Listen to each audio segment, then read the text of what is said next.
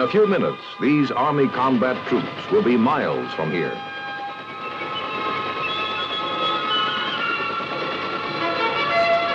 They will arrive at the place and at the time dictated by the necessities of their mission. They will pass swiftly over terrain that would take days of travel on foot. They arrive fresh, fully equipped, and ready to function. This is possible because of the strange-looking, savage-sounding machines that brought them, the Army helicopters. And the men who fly the choppers are skilled, highly trained professionals, experts in this new aspect of Army mobility. Just where and how these men acquire that expertise is the subject of today's Big Picture.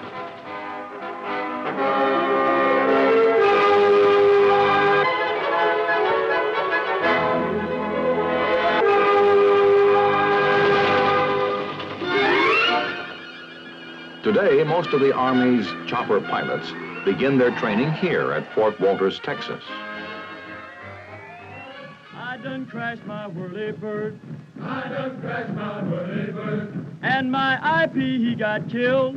And my IP, he got killed. Oh, my goodness, what a thrill. Oh, my goodness, what a thrill. You sound off, Charlie Cone. You got a name with Charlie Cone. Am I right or wrong? You're right. Can I sing a song? One of the main sources of trained copter pilots is the Army's Warrant Officer Candidate Program.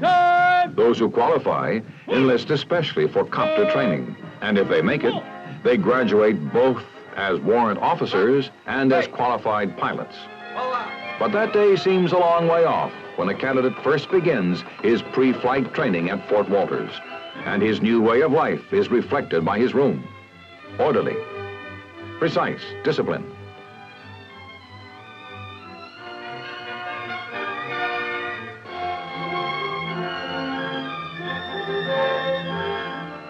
On arrival, each candidate receives an APH-5 flight helmet. He knows it will be weeks before he can wear it for real, but it's nice to look forward to.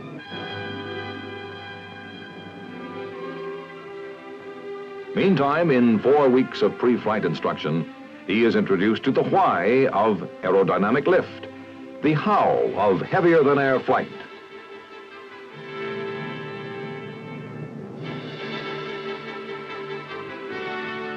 He comes to understand just what it is that makes it possible to put a heavy piece of machinery into the sky and keep it there.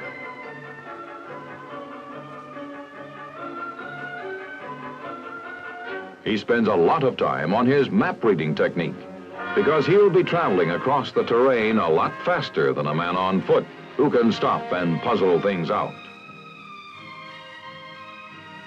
He learns a new language, terms like coning and coning angle, rotor tip path plane, blade twist, pendular action, torque reaction. These come to have meaning for him eventually. And just when he thinks the big day will never come, it does.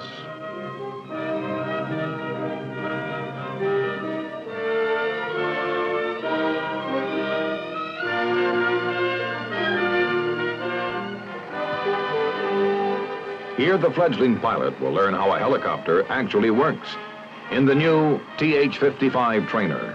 It's a standard commercial model, unmodified or off the shelf. Basically, all copter controls are the same. Move this gizmo up to go up, down to go down. The stick in your right hand controls movement to the sides, forward or backward. The pedals are for keeping the copter headed where you want it headed.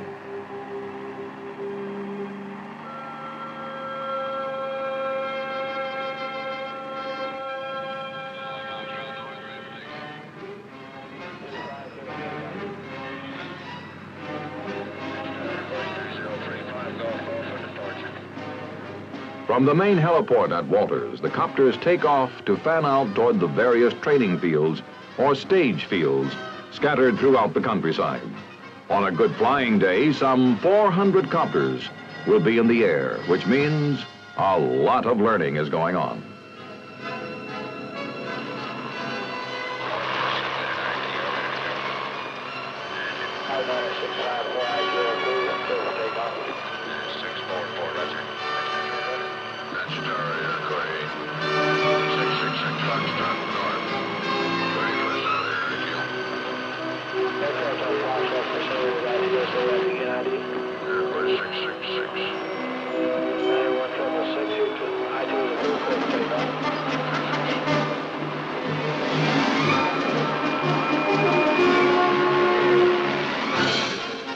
During pre-solo, the instructor pilot, or IP, is a civilian from a large company contracted for the job. These civilian experts are real pros when it comes to instructing, and at the various stage fields around Fort Walters, they really work at it.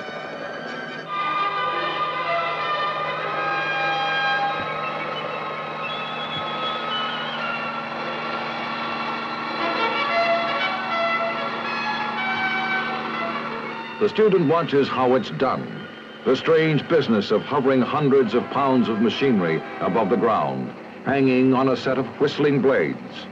For a hummingbird, it's natural. For a man strapped into a vibrating seat while something that roars and swishes picks him up and holds him, it's an experience.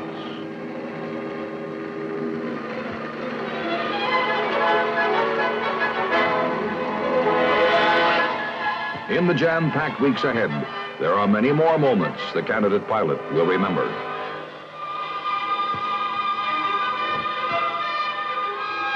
For example, the sudden chilling drop, the first time the instructor cuts power and uses the unpowered whirling blades to bring the chopper down safely in a simulated emergency landing.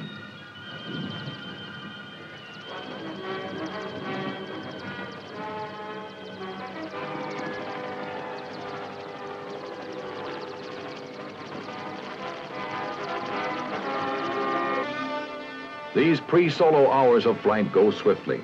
There's a lot to do. Watching the work of an expert, seeing how it's done, and feeling how it's done by following his movements on the controls.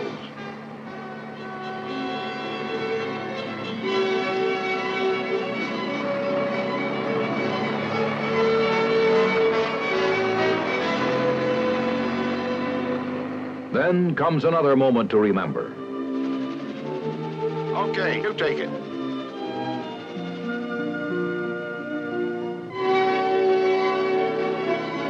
Well, everybody has to start somewhere.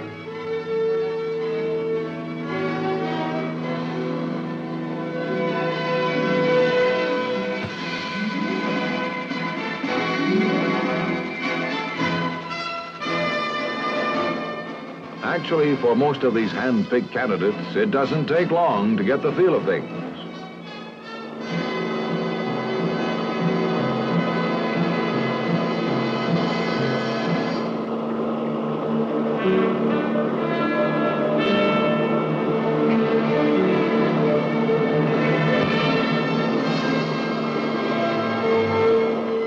Soon the day comes when the candidate brings it in for a nice, smooth landing, and a new phase of his flight training is about to begin.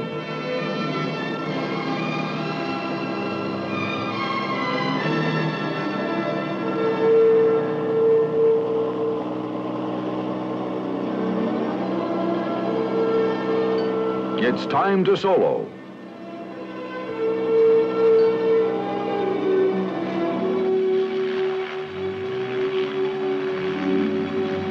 He knows he's ready, or they wouldn't be sending him up alone. But it sure feels different with that other seat empty.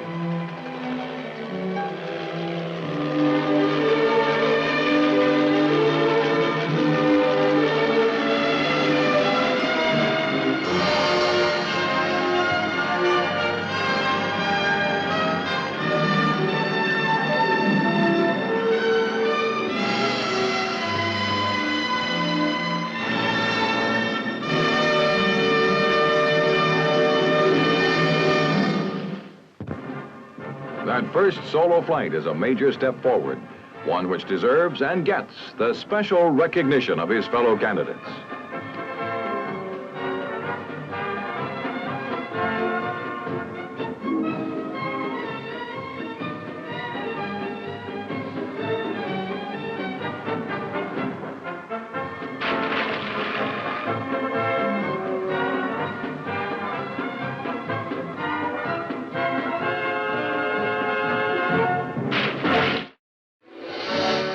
Having soloed, he now wears wings on his cap. And from now on, his instructors will be experienced Army pilots, almost all of them combat veterans of Vietnam.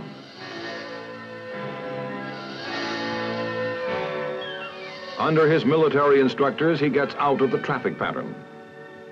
Now his flying is cross-country, and rugged country it is. He has to learn to fly low and fast, and keep track of where he is and where he's going. This takes a lot of practice. Low-level navigation is tough because a copter moving at 70 knots, 50 feet off the ground, uses up landmarks like a jet moving at 1,400 knots, 1,000 feet up.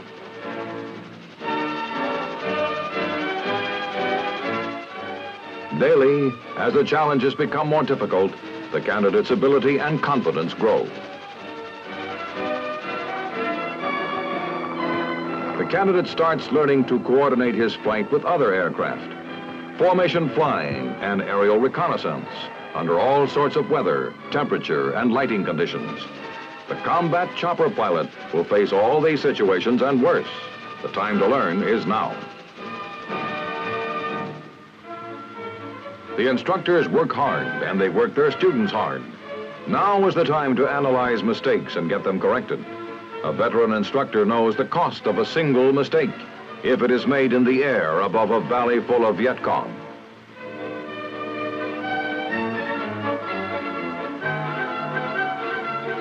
And so it goes. Half of each day is spent on the flight line, and the other half in classroom instruction, until almost before he realizes it, he's graduating.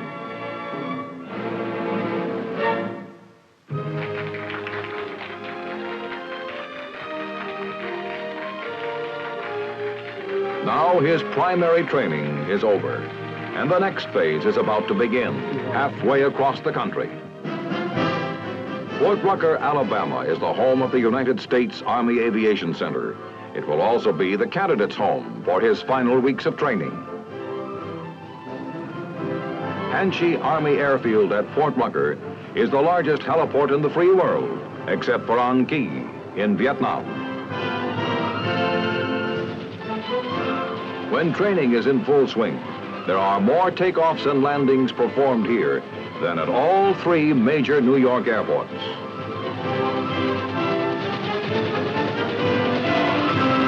From here, on an average day, some 600 copters will be operating, and this takes elbow room, well over 3 million square feet of concrete hardtop. Still, the individual candidate is really interested only in the space it takes to accommodate one chopper, his. And for the first 50 hours of flying here at Rucker, that means the TH-13T, which is specially equipped for instrument training.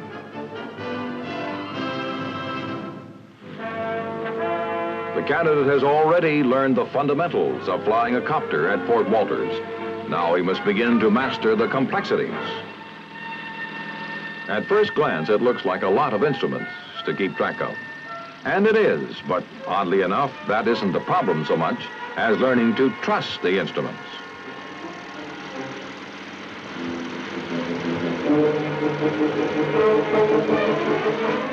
When you can't see anything but the instruments, your senses may tell you you're flying upside down. But if the instruments say not, you've got to believe the instruments. At Fort Rucker, this is literally the first thing the candidate pilot has to learn.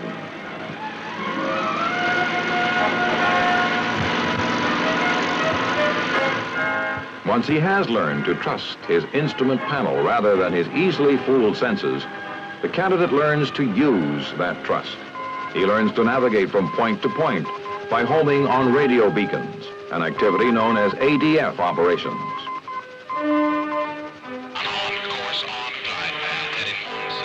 He also learns how to make a ground-controlled approach, GCA, which simply means that you come in for a landing when you can't see the ground on the basis of instructions given to you by a man on the ground who is tracking you on radar.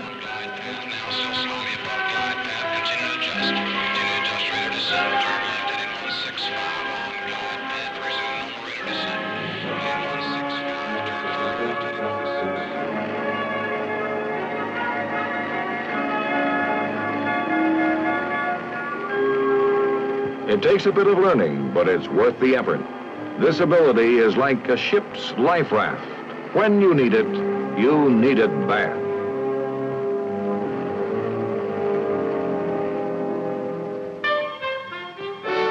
Once his instrument training is completed, the candidate is ready for a meeting he's been looking forward to with the UH-1, the Huey.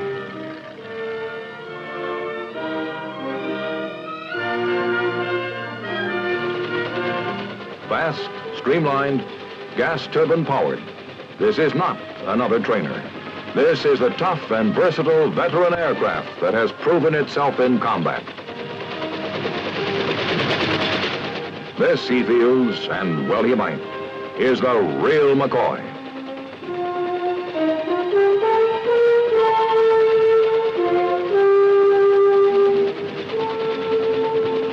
Fort Rucker has 8 stage fields to work from, and it gets full use out of all of them.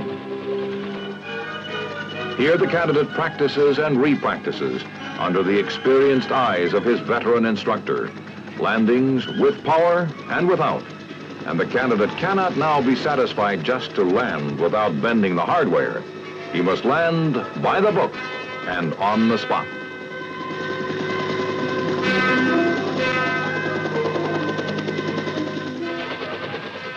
And even if he does it perfectly, it's try again.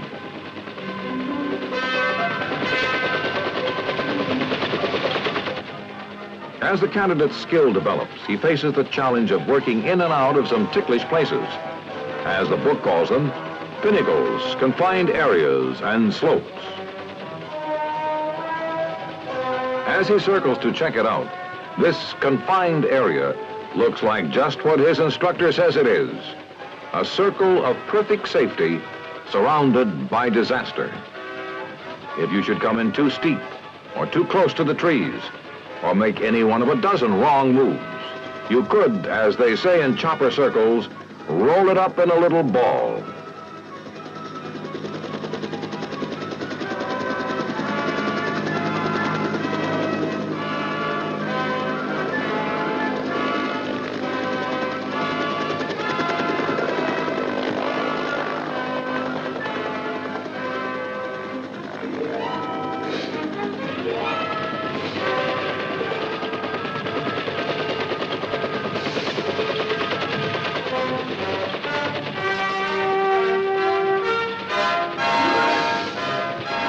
The learning goes on, and in more ways than one.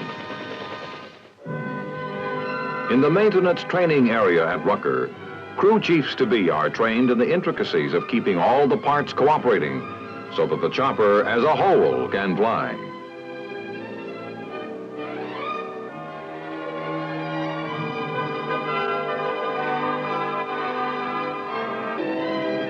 No potential pilot can afford to ignore the maintenance end of things either. Here at Rucker, each candidate pilot becomes familiar with the basic operational systems of the helicopter.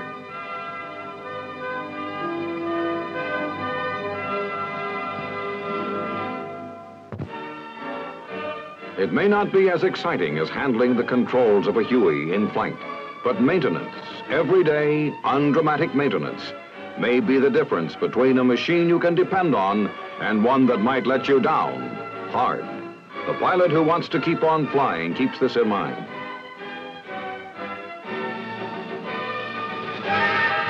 And they do keep on flying, sharpening their skills, practicing the techniques that are part of combat aviation, like low-level, high-speed approaches to a target area in an armed copter.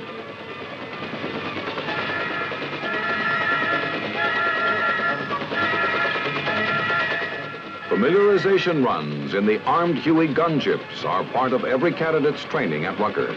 The rule is, flash in just above the treetops, drop down over the machine gun range, moving fast and ready to shoot.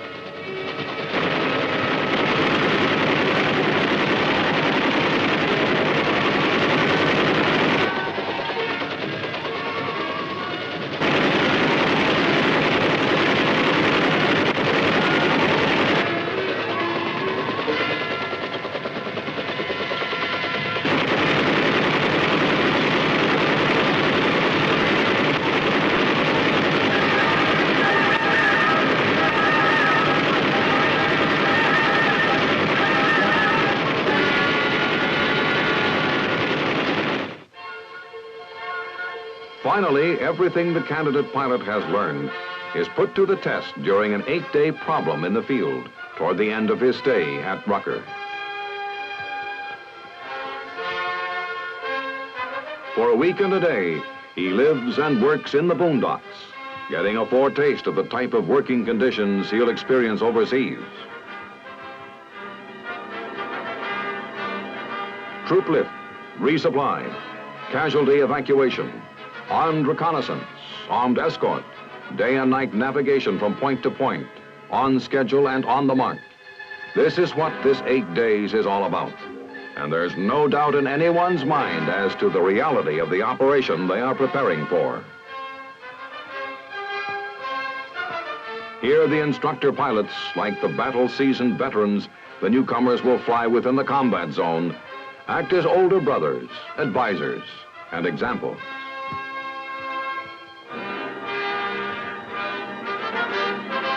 But they are still the IPs, constantly watching, grading, evaluating the performance of each candidate.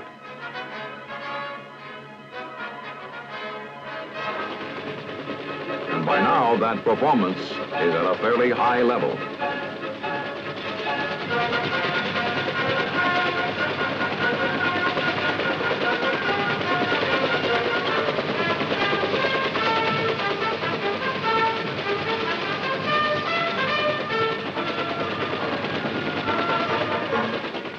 Proficiency in handling aircraft as such is one thing.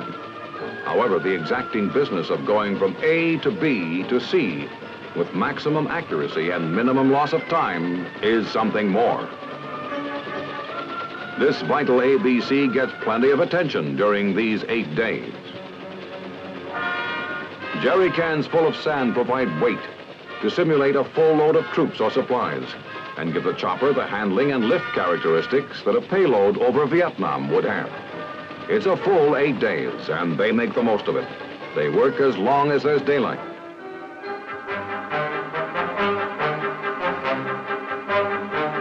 Then they work some more when there is no daylight.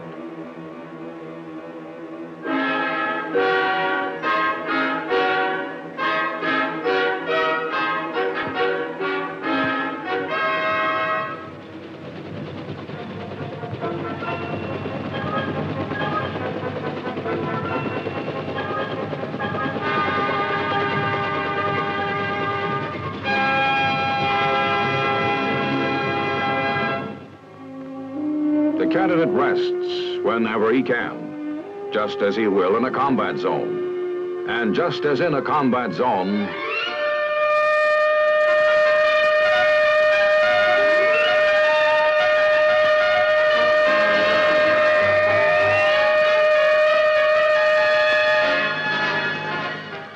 this is called an eagle flight.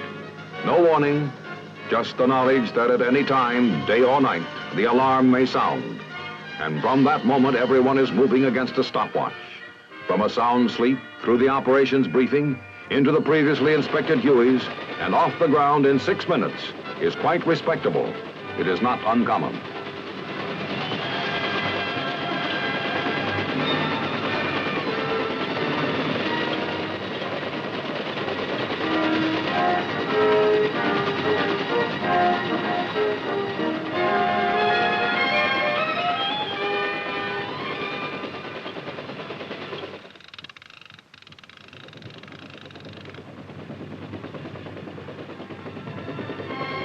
It has become a tradition that when the intensive 8 days in the field are completed, the candidates fly over the post in mass formation.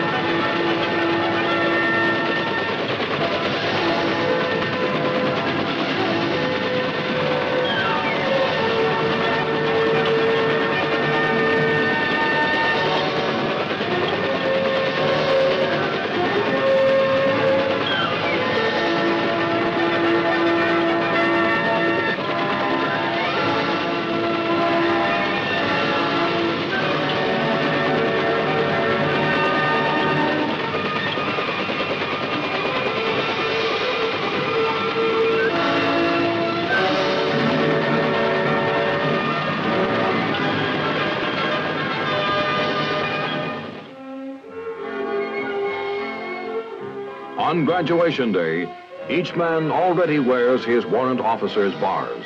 He has received them the day before graduation, because his wings can only be awarded to him after he is officially a warrant officer. He has made it all the way.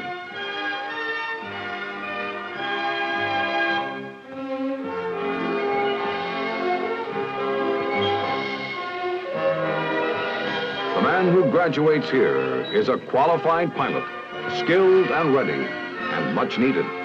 His next duty station will, in all likelihood, be Vietnam. And in Vietnam, the reason for all the effort and training and complex machinery remains: to make the man with the dirty boots and the clean weapon more effective.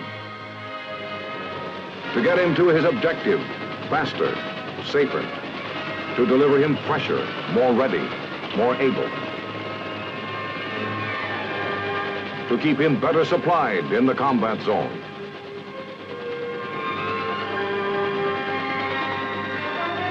To get him to medical help faster if he should get hurt. This is what the choppers are for, and they have proven that they can do the job. So have the men who fly them. They are no less than what we called them at the start: skilled, highly trained professionals, the chopper pilots.